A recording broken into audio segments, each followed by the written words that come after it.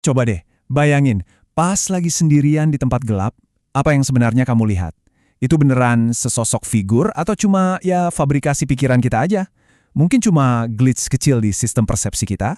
Dan ya inilah inti pembahasan kita kali ini. Kita ini mungkin nggak dihantui sama arwah orang mati, tapi bisa jadi kita sebenarnya dihantui oleh pikiran kita sendiri yang masih hidup. Oke, jadi pertanyaan utamanya itu bukan hantu itu nyata atau enggak, tapi lebih ke seberapa nyata sih persepsi kita? Jadi kita di sini bukan mau jadi pemburu hantu atau skeptis buta ya, tapi kita mau coba pahami pengalaman-pengalaman seram ini tuh datangnya dari mana sih? Yuk, kita mundur sedikit, kita lihat di mana konsep hantu ini berevolusi. Karena jauh sebelum jadi bintang film horor, yang namanya roh itu punya tempat yang benar-benar beda di peradaban manusia.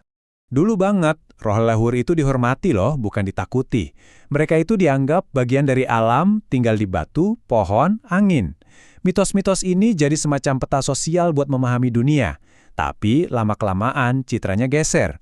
Roh jadi anomali, jadi sesuatu yang bikin takut, dan lahirlah sosok-sosok horor yang kita kenal sekarang. Puncaknya, ya di era digital sekarang ini, kesakralannya hilang total. Hantu yang tadinya jadi pengingat akhirat, sekarang malah jadi stiker lucu di WhatsApp atau jadi meme di internet.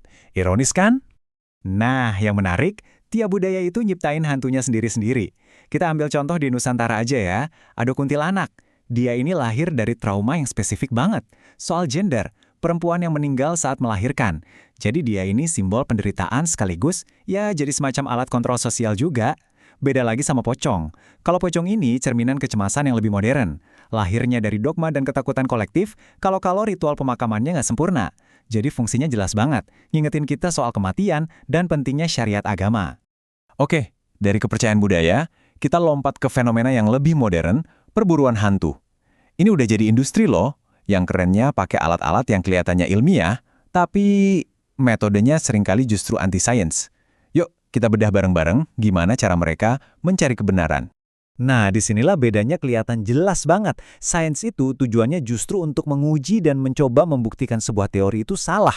Kalau nggak bisa dibuktikan salah, baru teorinya kuat. Sebaliknya, perburuan hantu itu cuma nyari pembenaran atas apa yang udah mereka percaya dari awal. Ada anomali dikit, langsung dianggap bukti. Klaimnya juga nggak bisa disanggah. Kenapa? Ya karena kalau nggak ada penampakan, jawabannya gampang. Hantunya lagi nggak mood muncul. Selesai kan? Dan kalau kita lihat kasus-kasus paling legendaris, ceritanya seringkali ambruk pasti selidiki beneran. Ambil contoh Amityville Horror. Belakangan pengacara keluarganya ngaku, oh cerita horor itu kita karang sambil minum-minum anggur. Jadi tragedi nyata dieksploitasi jadi hoax. Atau Enfield Poltergeist, kasus yang terkenal banget itu. Investigator utamanya aja ngaku kalau anak-anak yang terlibat kadang-kadang pura-pura. Ini contoh klasik dari yang namanya bias konfirmasi. Saking pengennya percaya, bukti yang jelas-jelas ada di depan mata pun diabaikan. Jadi, kalau pengalamannya bukan dari luar sana, terus dari mana dong? Nah, sains modern punya jawaban yang kedengarannya radikal banget. Hantu itu nggak ada di luar sana. Dia ada di sini. Di dalam mesin super canggih di kepala kita. Oke, ini poin yang paling penting nih. Otak kita itu bukan kayak kamera yang merekam pasif. Sama sekali bukan. Otak kita itu mesin prediksi. Dia terus-menerus nebak-nebak realitas berdasarkan pengalaman kita. Jadi bisa dibilang persepsi kita itu sebenarnya halusinasi yang terkontrol. Dan namanya juga mesin, kadang-kadang bisa salah. Bisa ada glitch. Salah satu kesalahan atau glitch sistem ini namanya pareidolia. Pasti pernah ngalamin kan? Ngelihat bentuk wajah di awan, atau ngelihat sosok di corak marmer, atau di balik tirai. Nah, itu bukan penampakan. Itu cuma otak kita yang kerjanya memang overdrive buat nyari pola-pola yang familiar, terutama wajah, bahkan di tempat yang sebenarnya nggak ada apa-apa. Terus ada lagi yang namanya perangkat deteksi agen hiperaktif. Kedengarannya rumit ya, tapi simpelnya gini. Dari sudut pandang evolusi, nenek moyang kita yang parno itu lebih mungkin selamat. Lebih aman salah ngira disiran angin itu macan daripada nyuekin macan beneran. Makanya, otak kita disetting buat main aman. Kita cenderung ngelihat ada niat atau kesadaran di balik sesuatu yang acak, kayak pintu yang bunyi sendiri atau bayangan yang lewat sekilas. Lalu ada fenomena yang mungkin banyak dari kita pernah rasain. Kelumpuhan tidur, alias ketindihan. Ini momen transisi yang serem banget, di mana otak kita udah sadar tapi badan kita masih terkunci dalam mode tidur. Nah, kebingungan di otak ini bisa memicu halusinasi yang super nyata. Kita ngerasa ada penyusup di kamar, atau ada yang neken dada. Ini deskripsi yang klasik banget kan buat pengalaman supernatural. Ternyata ada penjelasan biologisnya. Dan mungkin bukti yang paling wah datangnya dari laboratorium.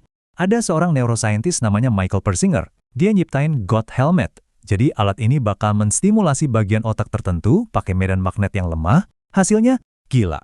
Orang-orang normal, sehat, secara konsisten ngelaporin kalau mereka ngerasain ada kehadiran lain di ruangan itu bareng mereka. Ini bukti telak kalau sensasi dihantui itu bisa direkayasa secara ilmiah. Ini bukan sihir, ini murni kerja otak, murni neurofisiologi.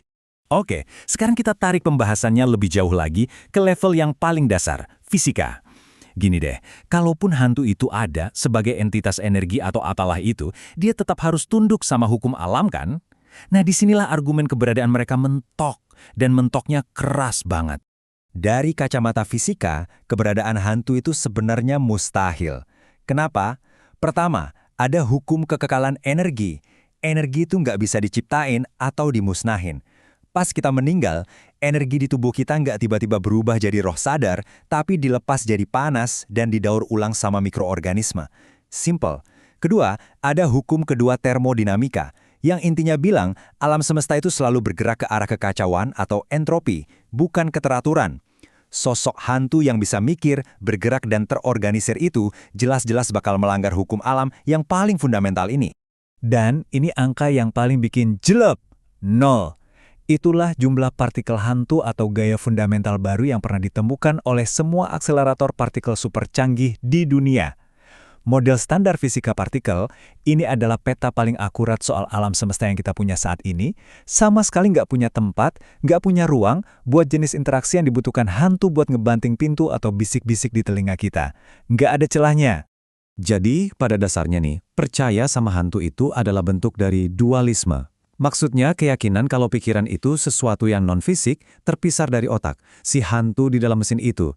Tapi semua bukti dari neuroscience modern, semuanya mengarah ke fisikalisme. Pikiran itu ya produk dari aktivitas si mesin itu sendiri, yaitu otak. Tiap aspek pikiran kita, memori, kepribadian, emosi, semuanya terbukti bisa rusak atau berubah kalau otaknya kenapa-kenapa. Terus, kenapa sih ini semua penting dibahas? Karena cara berpikir ini dampaknya nyata loh ke masyarakat. Bahkan, pahlawan nasional kita, Tan Malaka, pernah bilang kalau logika mistika, jadi logika yang ngandelin hal gaib ketimbang bukti, itu jadi penghambat kemajuan bangsa. Dan ini masuk akal banget, kalau masyarakat lebih percaya tahayul daripada sains, ini bisa jadi masalah serius. Pemikiran kritis jadi tumpul, dan kita jadi susah nyari solusi yang benar-benar berdasarkan bukti. Jadi, setelah kita jalan-jalan dari sejarah budaya, ngintip pseudosains, sampai bedah neurobiologi dan fisika, kita sekarang balik lagi ke pertanyaan awal, tapi kali ini dengan kacamata yang baru. Oke, jadi ini kesimpulannya. Pengalaman dihantui itu nyata, rasa takutnya 100% nyata. Tapi itu nggak otomatis berarti hantunya yang nyata. Justru kepercayaan ini sendirilah yang ngasih kita kebenaran yang jauh lebih dalam. Bukan soal dunia arwah, tapi soal cara kerja otak kita yang luar biasa, soal jejak evolusi kita, dan soal gimana kita sebagai manusia selalu berusaha mencari makna di dunia ini. Makanya, lain kali kalau kamu ngerasa ada sesuatu di ruangan yang kosong, mungkin jangan tanya, siapa di sana? Coba deh ganti pertanyaannya jadi sesuatu yang jauh lebih dalam. Dan jujur aja, jauh lebih menarik. Apa yang sedang terjadi di dalam diriku?